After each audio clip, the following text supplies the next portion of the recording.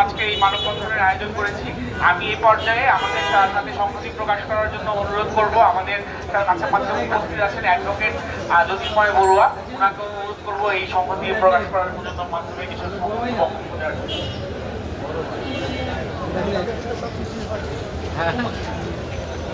আজকে আমাদের এই আয়োজনে যারা শুনছেন, সাংবাদিক বন্ধুরা এবং আইনজীবী বন্ধুরাও যারা শুনছেন, তাদের উদ্দেশ্যে বলা যে আমরা নারীদের প্রতি সমতার প্রশ্নে আজকে আমরা দাঁড়িয়েছি, কিন্তু একটি জিনিস পরিষ্কার বলা প্রয়োজন আজকে সবার সামনে যে আমাদের অগস্টে জুলাইয়ের যে অভ্যুত্থান, সে অভ্যুত্থানের সময় আমরা দেখেছি কিভাবে আমাদের নারীরা আন্দোলনে, মিছিলে, সব জায়গায় সামনে থেকে সমস্ত বিষয়টিকে নেতৃত্ব দিয়েছে। তাদের অনেকগুলো সাহসিকতাপূর্ণ পদক্ষেপকে আমরা স্বাগত জানিয়েছি সে সময়ই।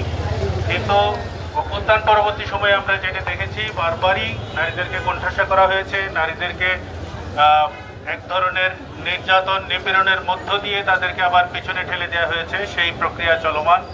দেশের একটি বিশেষ গোষ্ঠী যারা সবসময়ই নারীদের অগ্রায়ণ